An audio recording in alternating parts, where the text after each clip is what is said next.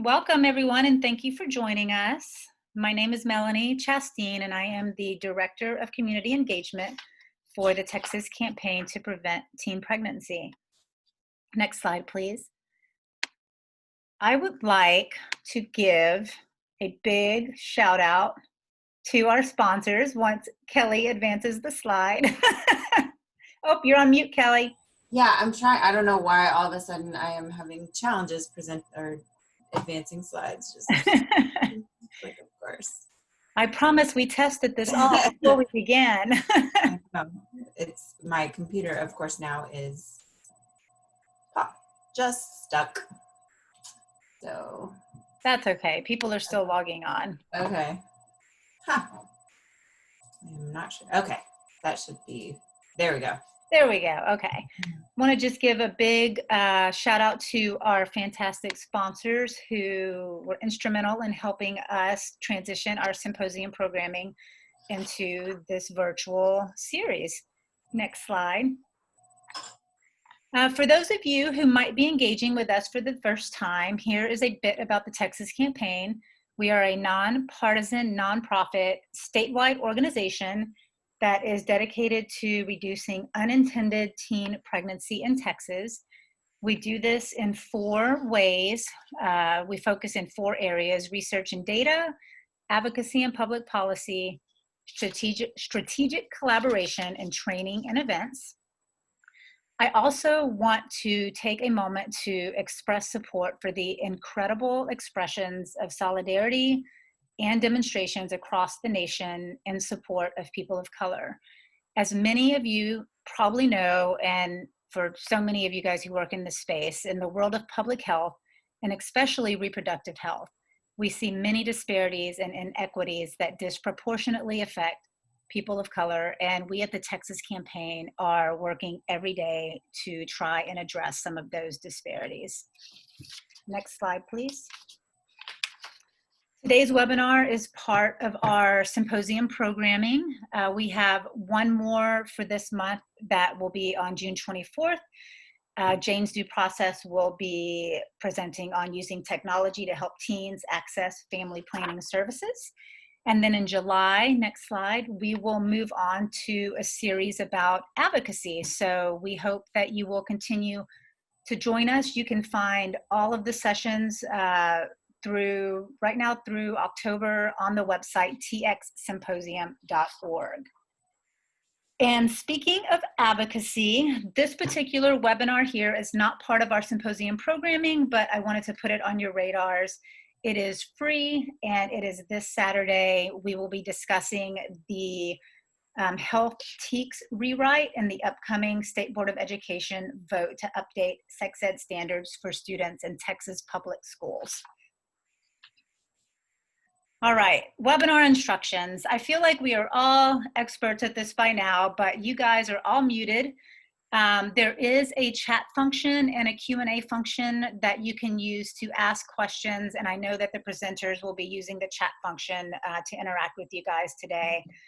We will email the slide deck to all participants after the webinar, and we do ask that you please complete the brief evaluation. It will pop up when we close the webinar, but we will also email it to you. And for those who are seeking continuing education, the evaluation is required. Next slide. So a quick word about our CEs that we are required to tell you all is that they are provided through the Texas Department of State Health Services Continuing Education Service, and only participants who listen to the complete webinar live are eligible. Just a reminder to please do that evaluation if you want your CE certificate. Next slide, Kelly. And then one more. Here's a list of the CEs provided through DSHS, and I also just want to point out that the Texas Campaign provides continuing professional education through Texas Education Agency and community health worker units through the DSHS Community Health Worker Training and Certification Program. There's a place on the evaluation to note which CEs you are seeking. Now, enough of me. I am going to hand it over to Kelly and Angel, our fantastic presenters for today.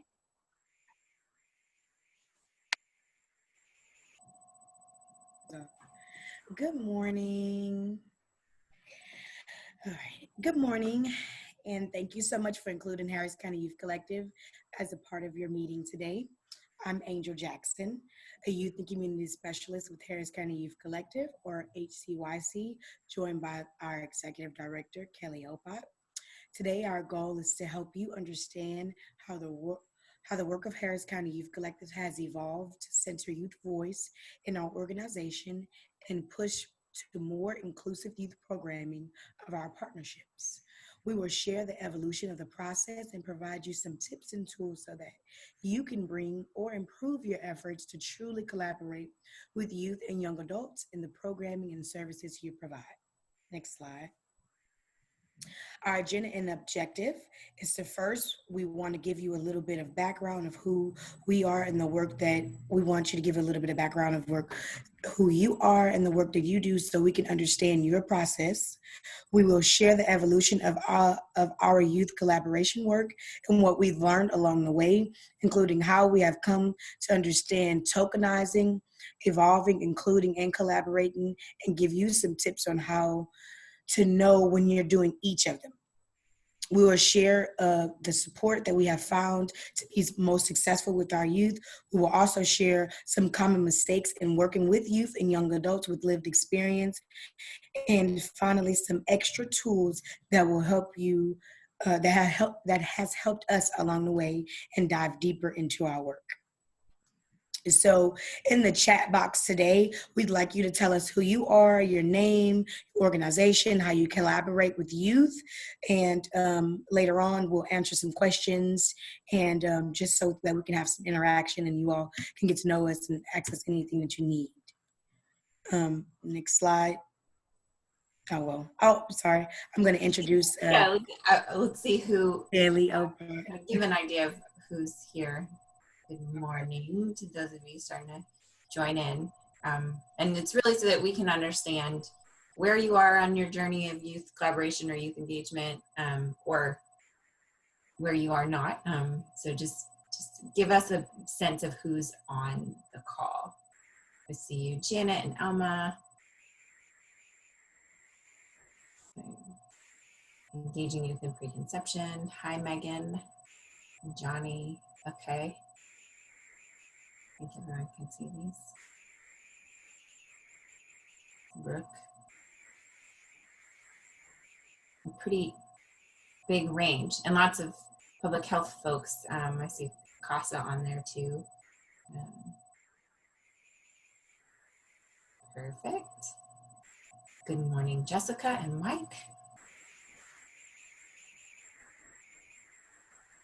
Oh, Angela, hi.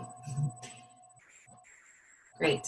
Well, thanks so much. I think some are still coming in, and looks like some folks that could probably be teaching this on your own, so doing this webinar yourself. So we appreciate you coming in, and Angel and I definitely want to hear from you as well when this is over, things that you've learned, maybe based on what you're hearing from us, and just kind of like the tools that you have and that you've learned along the way as well. So thanks so much, y'all, for connecting with us on this.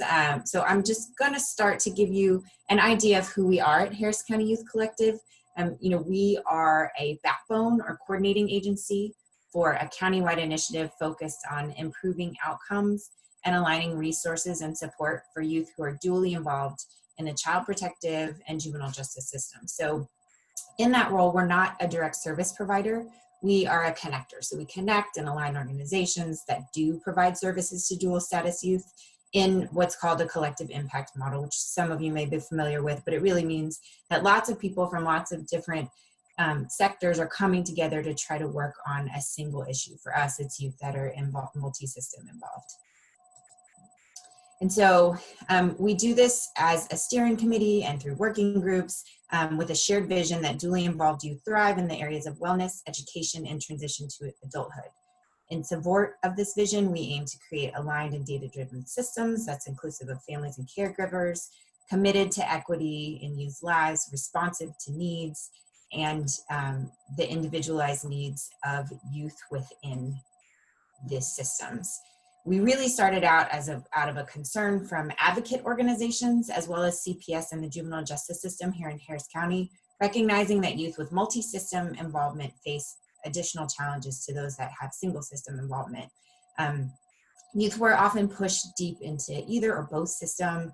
They might lack the coordinated response to best serve them, and sometimes it meant overlapping or duplicative requirements for youth and families. Sometimes it resulted in conflicting requirements, and then kind of the worst case scenario is that it would result in a handoff of sorts where neither system took full accountability for the youth and kind of passed off thinking that the other was taking care of them, leaving it up to the young person to navigate that on their own. And so our steering committee members represent both the juvenile justice and child protective systems, as well as a wide range of other systems, like the legal representation on both sides, so judges, attorneys, advocates, as well as representatives from education, policy, mental health, and philanthropy, all to support a more holistic approach to serving youth and families. Our shared commitments include committing to better outcomes for youth, honoring and uplifting support structures, embracing a spirit of learning and understanding, along with sharing responsibility and aligning resources to guide our practice and structure in working with youth.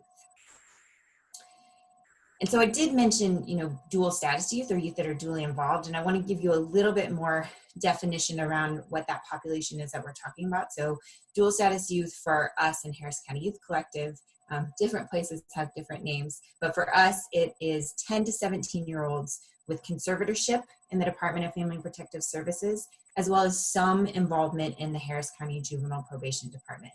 And so both agencies track and support youth who are in what's called the investigation stage or some sort of services stage with the Department of Family and Protective Services. But our target population for aligning resources and outcomes have been those youth that are in temporary or permanent managing conservatorship, also called TMC or PMC, and have any kind of justice involvement, ranging from deferment to diversion to adjudication and probation. So those are all kind of different terms that are used to outline justice involvement for youth. Temporary and permanent managing conservatorship, for those of you who might not be part of the child welfare or child protective system, it means that the department, so DFPS, is the child's conservator or guardian for temporary, which is up to 18 months, or permanent basis, which is typically until the youth ages out. We have a threefold approach in how we work together as a multi-system initiative. One of our focus areas is capacity building, which is both for internal system as well as external partners. We do this through implementation of a crossover youth practice model, which is a nationally recognized model from the Georgetown Center for Juvenile Justice Reform on working with crossover youth, which is another term for dual status. In Texas, we mostly use dual status, but some places use crossover. So if you're in Travis County or Bexar County, you might be using the term crossover, though a lot of folks are switching over to dual status. We also have broad system and community training, as well as supporting peer networks and working closely with organizational leadership on innovation. We collaborate with juvenile probation and DFPS, Harris County Protective Services, as Harris County has its own protective services department, the Harris Center, Rice, and University of Houston on a long-term data collection and analysis strategy to understand the needs of dual status youth, as well as the efficacy and evaluation of the programming that we've put in place with our partners. And then finally, which is the reason that you're all here today, we have a really robust youth and community collaboration strategy, which includes employing individuals with lived experience as dual status youth who lead our community organizing and outreach work and ensure that the systems change that's happening within the systems and within the government is connected to the needs of children and families within the community. So our commitment is to include and lead with individuals who have experience in the systems as experts in how to improve systems to make sure that they work for everyone. Angel will give you a lot of detail about that, including our community work and an idea of how our approach has shifted in that area over the past 3 years. We connect with organizations in a variety of ways, but our goal is to increase coordination, decrease and divert system involvement where possible, and improve pro-social and family connections for youth. Since we began, which Harris County Youth Collective is young as an organization, we started in January 2017, but since that time, the District Attorney's Office has created several diversion programs based on experiences with dual status youth. They've also merged a specialized partnership with the Harris Center, which is our local mental health authority for youth who are charged with assault family violence cases, to create a diversion program for those needs. And juvenile probation and DFPS share information weekly on the status of youth that are currently dually involved in the systems. We're working really closely with mentoring organizations and our child advocates in Harris County to dedicate specialized advocates for each dual status youth. There's a specialized facilitator to increase family and youth engagement and also improve family voice and decision making. And we're working directly with residential treatment centers to connect with youth who are in care and support coordinated assessments and planning of the system. So for those who may not be familiar with child protective or juvenile justice, residential treatment centers are kind of what they sound like. Sometimes they're called group homes, even though there is a distinction and a difference to those who do understand that. But it is a place where lots of dual status youth live, because they tend to be a place where older adolescents who come into the system as teenagers, who come into the Department of Family and Protective Services, or young youth with high needs tend to be placed in residential treatment centers. So it's a common place for youth who have been identified as dually involved will live. Right, Angel is going to go deep into our youth and community collaboration strategy and give you more information. Before I do that, I'm going to outline the levels of engagement and practice with youth and young adults that you can have within your organization. And some of these are standard, and there's a piece that I actually kind of created on my own in this continuum. And I'd say that even in our practice, sometimes we're still checking and moving through them, as well as the people that we work with, even though we've evolved quite a bit as an organization. So I've identified four. It's pretty easy to find information on tokenizing, and I think a lot of us know what that is. The one that I've created that I think is somewhere kind of in between tokenizing and inclusion is inviting, because it's a step above just creating a token, but it's still tokenizing in the way that it's practiced, including and collaborating. And so you can find lots of resources around tokenizing, but I want to give a little bit of distinction between what I'm saying around inviting and inclusion. And so, people in general don't want to be tokenized by our experience. So you don't want to be, the only person, you're invited to this thing because you're the only person who's lived in Texas, or you're the only woman, or the only whatever it might be. And it happens quite often. We see in particular with youth and with people who are representative of communities of color or indigenous communities in sort of systems change work for organizations, especially that might be white-led and have white-led boards. It can look like a young person being asked to just come out and give a presentation about their experience in the system. And then, that's really about the benefit that it gives to the people listening, or maybe even, traumatizing for the young person, but it's so that somebody can hear how hard it is, but feel good about themselves for the great work that they're doing, or perhaps supporting as a board member. In those moments, they might be offered pizza or a hotel room, and we think that we're doing a great job because we're really doing something nice for them and giving a young person something that they didn't have before.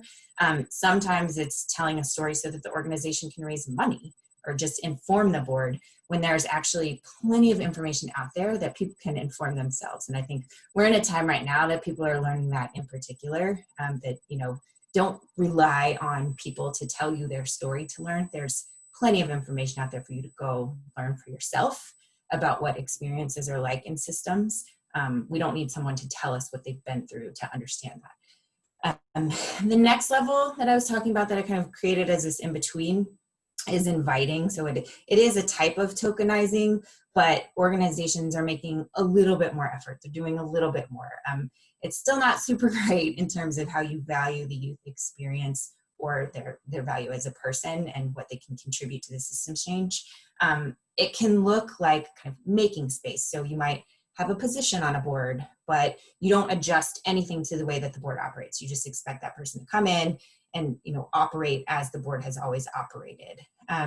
You might also be expected to look and act a certain way. And so again, you operate the way this board operates, you work within this organization the way that we work within this organization. There's really no attempt to think about what might be an inclusive space for a young person to really feel like they're heard and valued.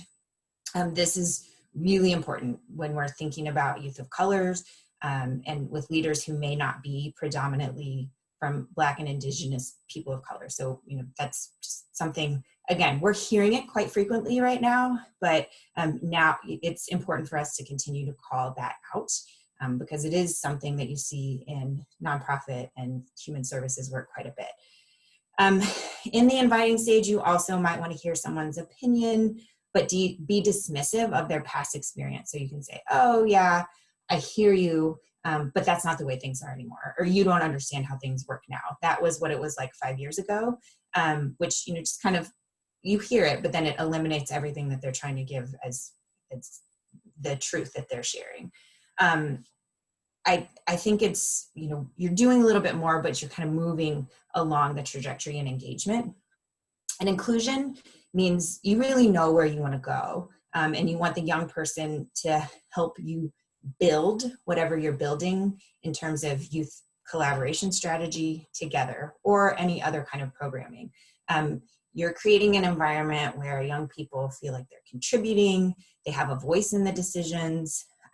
It's also where they feel heard and recognized, and the organization you're regularly working to create or adjust materials and information so that young people have the same level of understanding as their older peers that have been kind of working in systems or working in organizations for a long time. You, at this level, will also be providing some level of compensation. I think we're beginning to hear that more and more. It's becoming more common practice that you're offering compensation for folks, that you're not just expecting them to show up, but as professionals, when we're representing organizations, this is also a professional representation of people. So we need to compensate folks for their time. And then finally, collaborating with youth. So it's like collaborating with organizations when you're designing a project or going into work together. You wouldn't have an organization that you are supposed to be collaborating with just put a whole program design together, tell you what you're going to do and give it to you.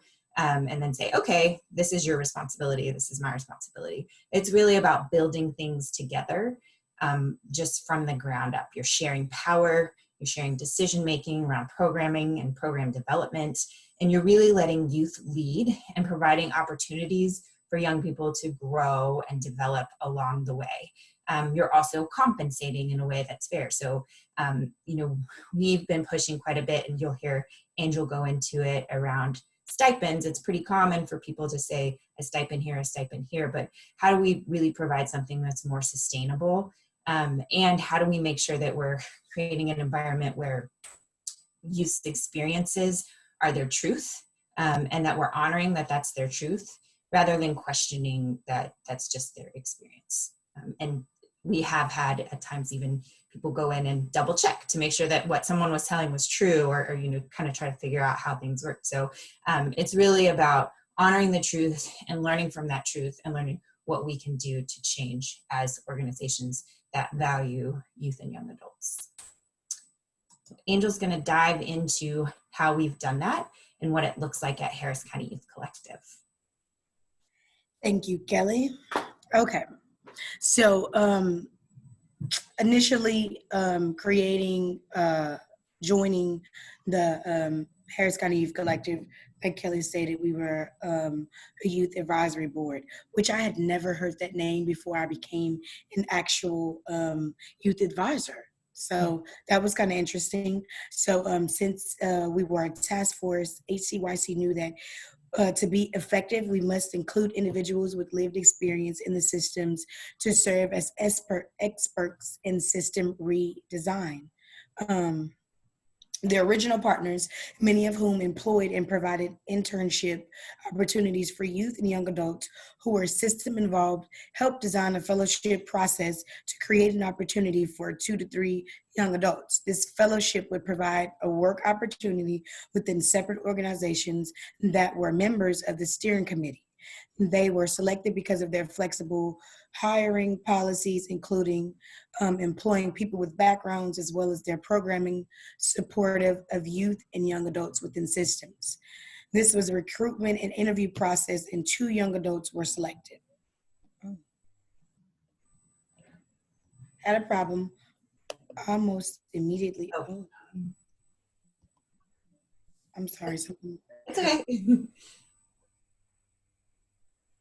Ready? No, my computer screen went black. Oh, okay. I think you froze a bit. So we'll wait for you to come back on, Angel. That was weird. Because I know you can see me because my light is Yeah, on. we can see you now. Are you still having that issue? Yeah, I can't like see the screen or the slides. Okay. Okay. I think we can wait while you work on technical issues.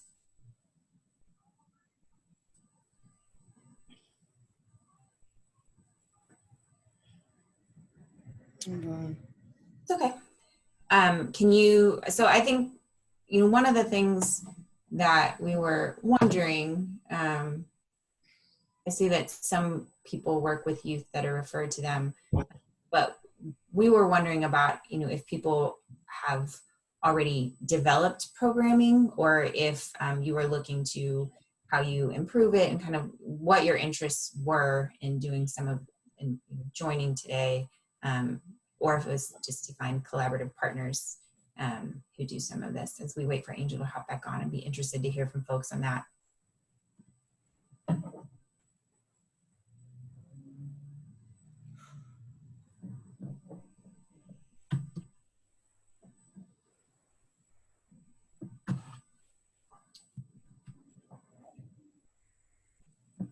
Okay. And I'm wondering, so Johnny said looking for a collaborative group, and perhaps Melanie, after we can think about how we can be a collaborative learning group for those that might be interested, just to connect on these things, kind of what we're learning. And yes, we are only in Harris County, so our work is specific to Harris County. Some members of our staff do some statewide work as well. We've had folks that have moved on to do statewide work, but our focus specifically for this initiative is for Harris County.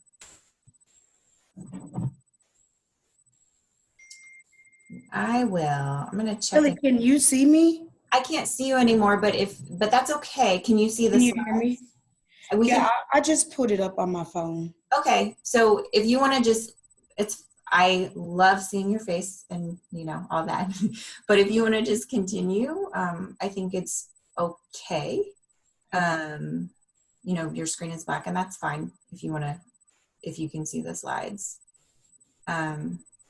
Melanie, yes and no. Melanie asked if there are similar organizations in other large urban areas. So there's actually something called, I think they're called Austin Youth Collective. We've met them at conferences before. They're focused specifically on including youth a voice for homelessness, around housing and homelessness issues. And so, kind of depending on different sectors, different places have different levels of engagement. The youth homelessness space nationally has been one that's been pretty supportive and kind of leading the way. And so I think a lot of us have a lot to learn from them. And that is some of where I've learned our work with youth and young adults. So Angel, are you ready to? Yeah, I can't see my notes. That's my problem. Okay. It's horrible. Oh my God. Okay, Well, I'm just gonna let Yeah, them. I think without your notes, we trust you, and I can add in for the pieces that we've talked about if you need me to at any point. Okay. Okay. So like I said, we were started off as a youth and advisory board. Almost immediately we realized that there were some cracks in the way that we were doing things and the way that things were actually progressing.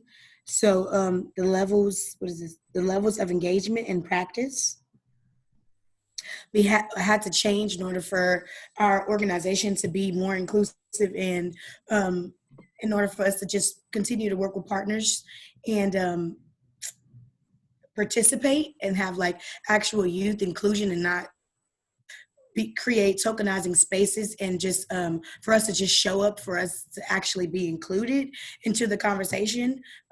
Initially, we would come in and we were kind of just trying to like get a feel of the environment that we were in. Because like Kelly stated, sometimes when you're invited to participate in certain spaces, they don't necessarily create a welcoming environment for you. So it's kind of like you have to come in and kind of go with the flow, and it doesn't necessarily work with youth that have lived experience, because we are young adults and young individuals, and so we had to change things. So the evolution of HCYC, our youth work, begin to like shift from a certain type of individual, only a couple of individuals, into actually a larger group, and us being recruited through different outlets, like unconventional ways of us working. So we Angel, I'm began. going to add in, since I know you don't have your notes, add in a couple of things that we talked about, because Angel came in when we were in the youth advisory phase. Our very first phase was this fellowship piece. So, that's what she was talking about with hiring 2 to 3 people and putting a lot of supports behind them individually, and thinking that, they could work in the collective impact model, work within 2 partner organizations that were equipped to work with youth and young adults, and help develop a strategy on their own for how to do outreach to a broader voice of youth. We struggled to really make that process work. Having people that are supposed to be serving on a steering committee and helping implement a vision with our staff, which was a small staff of just 2, and then kind of working in individual organizations and not with each other. We realized pretty quickly like that was very difficult, because it was kind of requiring them to do individual work on their own and then come back together and try to figure out how to do things together, and have kind of different leadership of who was supporting them. And so that was one of the things that we said, okay, let's then bring this in-house, because that felt like it wasn't really giving young people what they needed. So it went from being within youth serving organizations to within Harris County Youth Collective, so our backbone organization, which at that time was only 2 people and was designed to be kind of part-time work of 1 person, which again, even with just two young adults on our staff, we knew it became very apparent that it would take more than just 30% of somebody's time to be the support that young people needed coming into a new professional environment, doing systems change work, which is super complicated and hard to explain to people that do any kind of nonprofit work, especially, and anyone outside of the kind of human services world. And so trying to bring all of that information, it just became difficult. And we realized we weren't investing the time and the development and really focusing what we needed. And then they were just kind of showing up to steering committee meetings, and every now and then they'd get to talk. But we didn't do anything to adjust how we operated as a steering committee when they did that. And so they had some success. They hosted 2 youth advisory board meetings. They were able to kind of bring other peers along, but it was hard to sustain that. And I think that the young adult fellows that were on our staff weren't given the opportunity. We weren't supporting them in being able to do that. So we were kind of saying, okay, go do this. We didn't know how to tell them to do that. We weren't giving them the full supports. We were just telling them what to do, and then they were struggling. We also had within that time, we tested it out really for about 7 or 8 months. It was 2 positions. We had 4 people in those 2 positions. And so, we noticed challenges with what we thought were welcoming organizations around backgrounds. Almost immediately, one of the people that we selected, her background didn't align with what this other organization's background requirements were. So we ran into that hurdle and had to change things again. We found that, partners were like, oh, good, they're here. But people weren't really trying to reach out and connect with the youth fellows, and didn't really know how to. And we really weren't able to invest the time that we needed in them to be able to implement anything new. So Angel? Yes. Which slide are you on, Kelly? I'm on the what level we started out as slide. Okay, the evolution of a. In the chat. Okay. Okay. So based on what you heard, what level would you say HCYC started out at and why? We'd like you to answer that particular question in the chat. And then I'm going to continue to explain the evolution of HCYC. Okay, so like Kelly stated, we were we came in as fellowships, recruited through an unconventional way through Facebook, just like casually. And I was interested in becoming a fellowship or a youth advisory board member just because I wanted to participate in like being active with I didn't even know the term of dual status youth, but I just wanted to be active in like foster youth. I wanted to, see how I could give back. I was doing smaller things like I did a few fashion shows, helping. I've did like some work with the Hayes Center as far as like doing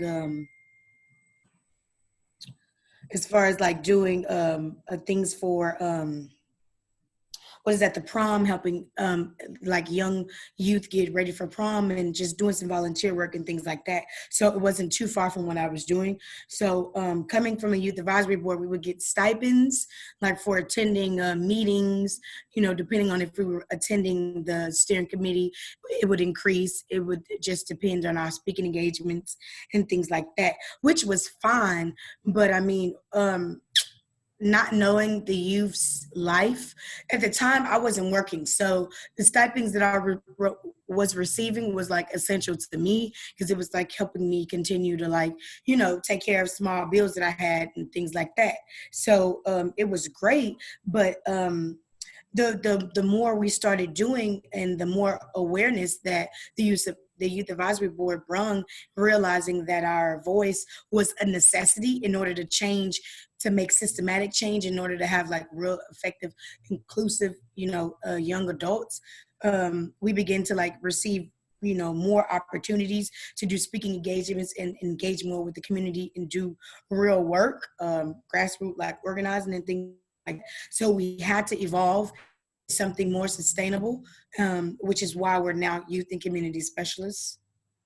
Thanks. And I'm going to give a little bit of background too on what Angel's talking about. So in that shift of youth advisory board, so that's when Angel joined us. And part of it was, we, like I said, we had to step back and said, this fellowship is just not the young adults that we're working with aren't getting what they need. It doesn't seem to be, we're not seeming to grow and include youth voice. Like things are not working the way that we design them. And this needs more attention from us. And so we designed a program manager position and really wanted to center it in our work. Instead of it just being something that we let our partners do and they bring on, we said, okay, let's make this, something that is actually led by a young adult or led by someone who has this experience in the system.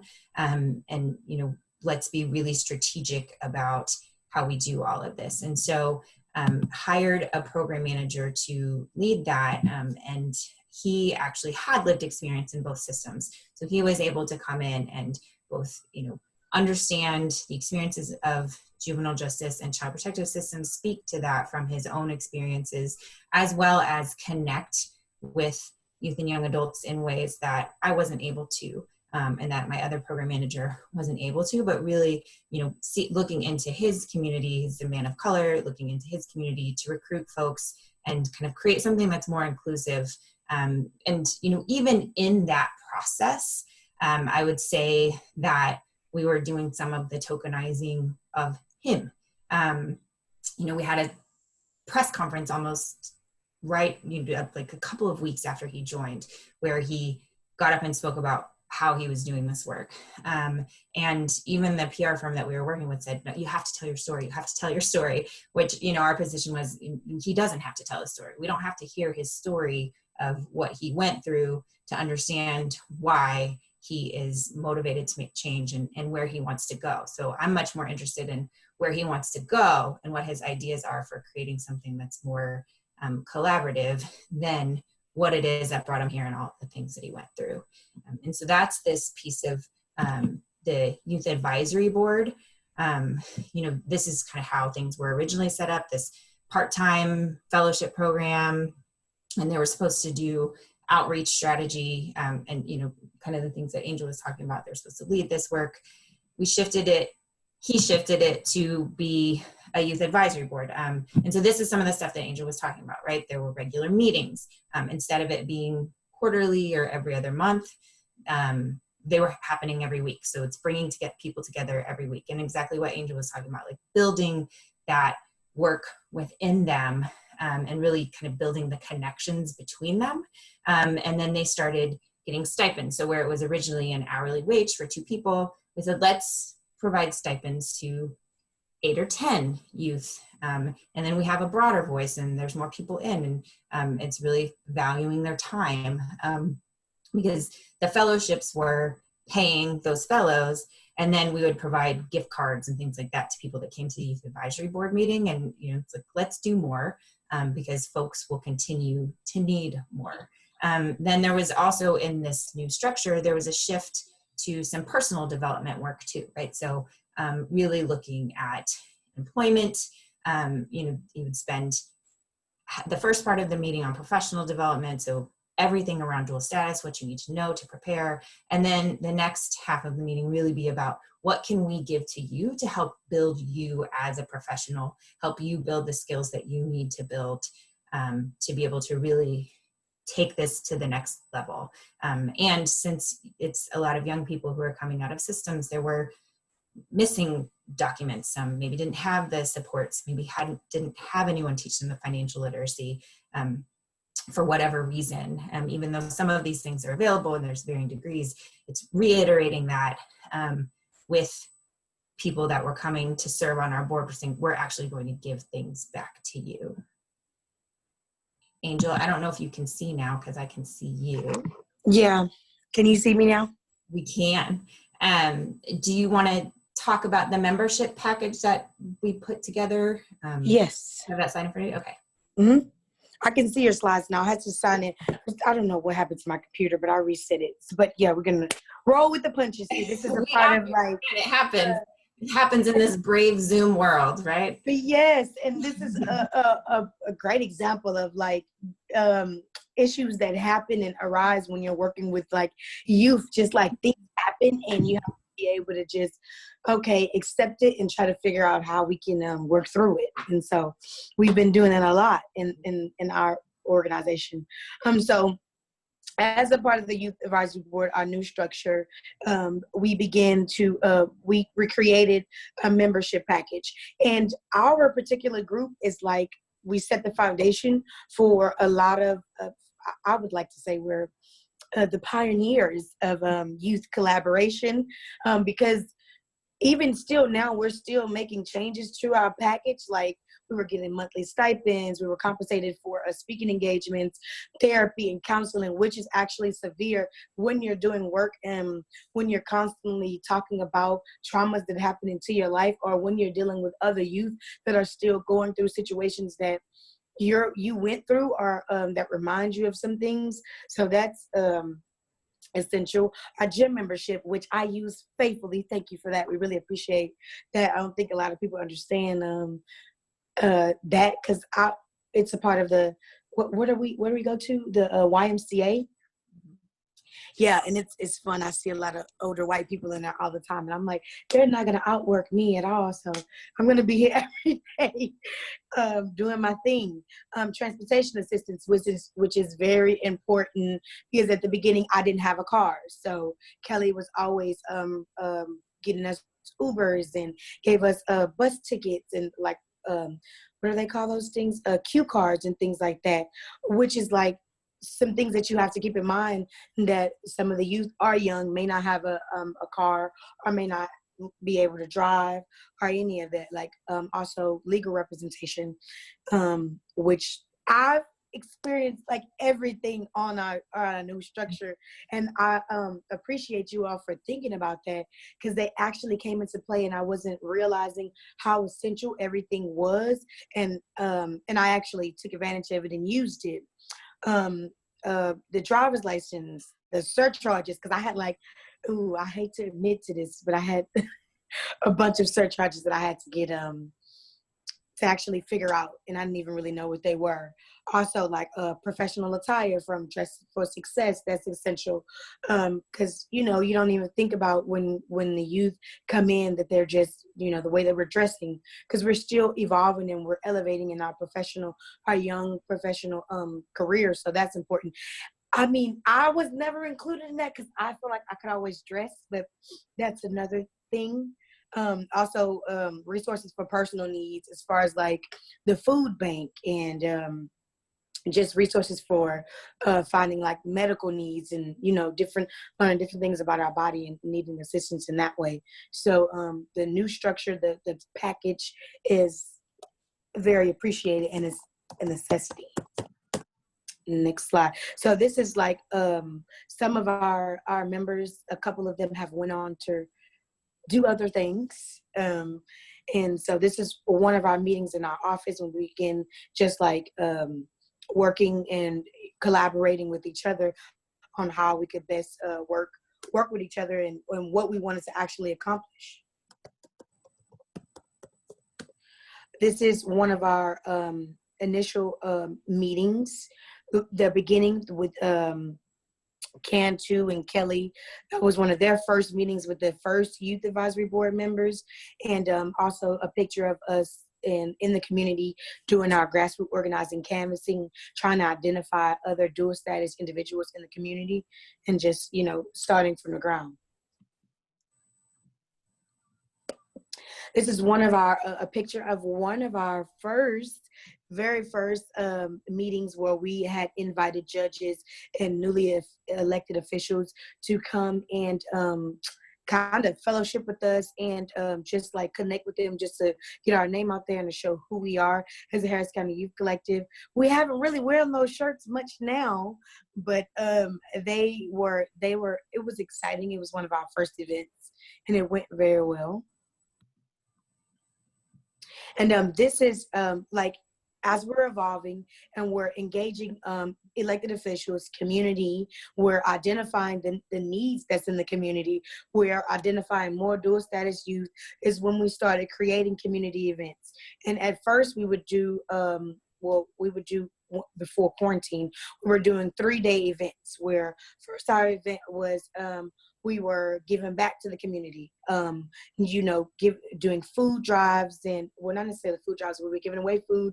We had DJs, or we would just come and show the community who we are, and that we're actually here to help and do work, and we want to give back as much as we can, and trying to figure out the need and assess the needs, and not necessarily place our like concept or things that we feel like they need. We want to get and talk to the community and see what we can do, and identify with them and let them know, hey, we're in the community, we still live here, and we're real individuals, and we want to help any way that we can. And so we would start creating community events. We do our healing of our youth. We'd meet in different parts of the city, and just create events like that. And then they will always end in a community conversation. And so that's where we're youth and community specialists right now. And we'd like to know if you have any questions about anything that we'd asked. You can leave those down in the chat, and then we'll kind of get with you all on that. Now my computer's back working. So some of our community projects, as we begin to evolve and people wanted to, actually work with us more. This is some of our most recent work that we're doing. We do we at data analysts. We're making calls to the community to invite them out to our events. And the picture in the middle is actually us working with the COYC and doing some work with them. And, as far as like bringing awareness for foster youth that are in care and seeing how we can engage the community and identify more of that. And Angel, I'm going to hop up to our lessons learned section. Just Go ahead. Realizing time where we are right now. Yep. I think all of this is really just to share that this evolution of we went from fellows to board members to now we have employees and they're part-time employees that earn a living wage within our organization. Anytime another agency wants to work with us or says like, hey, can so-and-so come do this? Or can so-and-so come do that? We say, sure, as long as you pay them. And then we make sure that they have a regular paycheck so that it's not depending on stipends here and there and everywhere, but that there's kind of steady professional development and employment with them. And so some of our, big lessons learned was making sure that you understand, if you're going to dive into this, what the other organizations that you're working with are doing, being creative about the space that you develop for youth and young adults, really support them in their developing ideas, and this idea of power in numbers. And so when we were having, just 2 people on a steering committee, we weren't getting the involvement, and I imagine that, there was some intimidation around being able to participate. Once we started bringing in everyone, so we started having like 8 young adults on the steering committee in the 20 seats. There was a lot more comfort in speaking. There was a lot more that folks were doing. Some of the things, Angel, if you can touch on real quickly around, I think you did a little bit around the recruitment piece that you were talking about through Facebook, kind of having casual engagement with folks. Kind of also just meeting individuals in the community that we felt like that were interested in what we're doing and were actually passionate about it and had actual lived experience that they felt that they wanted to share and do and give community, and just like just a natural network just by building trust and power within each other, and just identifying individuals that we've also known. Yeah. And so these are some of the things that she and I were just talking about with how you support young adults. And Angel, if you want to quickly, and then I'll quickly, and then we can open it up for questions, just quickly touch on some of these pieces that have been important for you.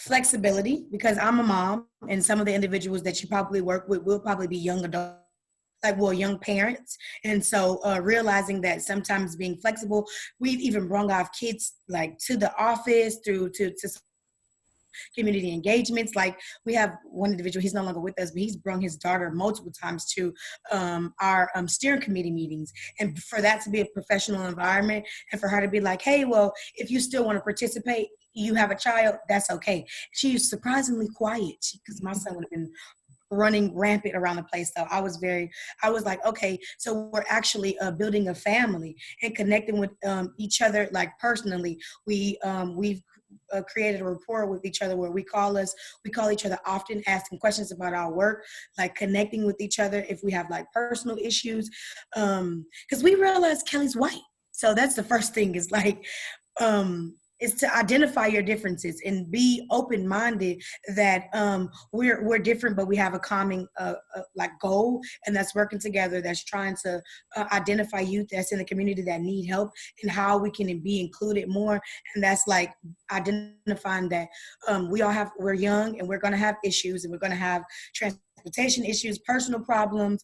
Like some of us may need food, which is how sometimes when you build you have to put them into practice and realize, hey, this is not necessarily working for all the youth. So how can we tweak it to where it'll best serve us, where we can be productive and actually do the work and enjoy it while we're working, trying to figure out how to. So like professional development, investing in us as far as like trainings and benefits, travel. I've traveled more with this job than anywhere. And just like being creative, us working together and communicate.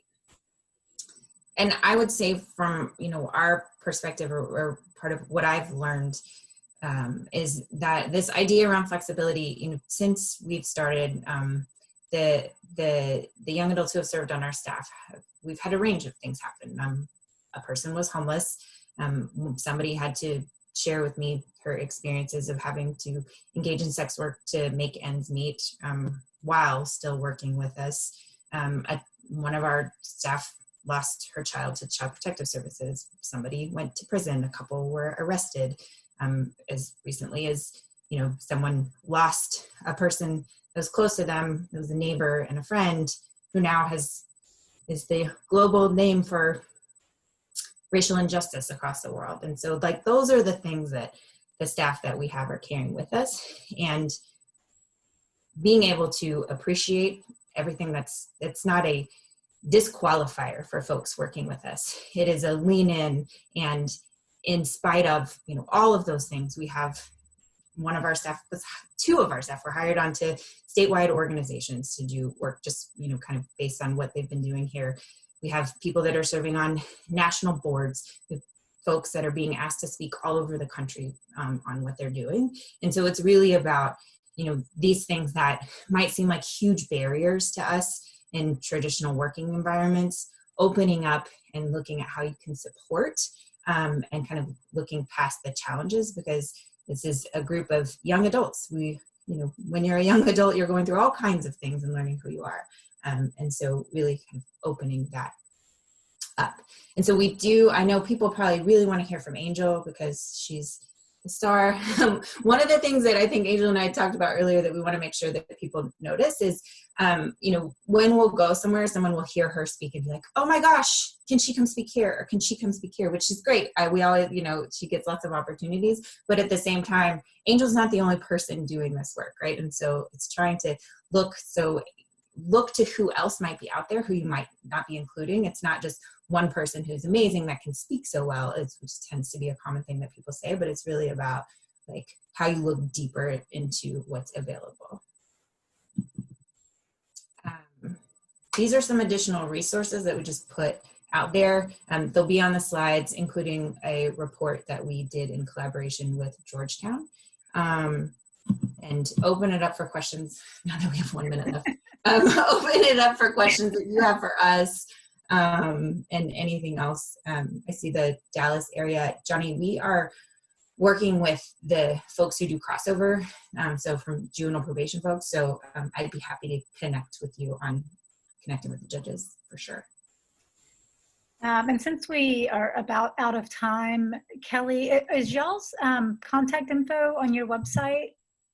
There it is. So if there are other questions that anybody has, I'm sure they would be happy to answer them via email. Yeah. And we are now officially out of time. So I'm going to thank you both. Thank you, Kelly. Thank you, Angel. I'm glad that we worked through those technical. No, Angel, you're rolling with it. You did great. totally rolled with it. I probably would have completely froze without my notes, but you did great. And thank you both so much. And to everyone else, I'm going to close out. Please do the evaluation if you have a moment, and y'all have a great rest of your week. All right, great. Thank you. Thank you. Also, email me is the best way to contact me. I have my phone near me all the time because I'm always working.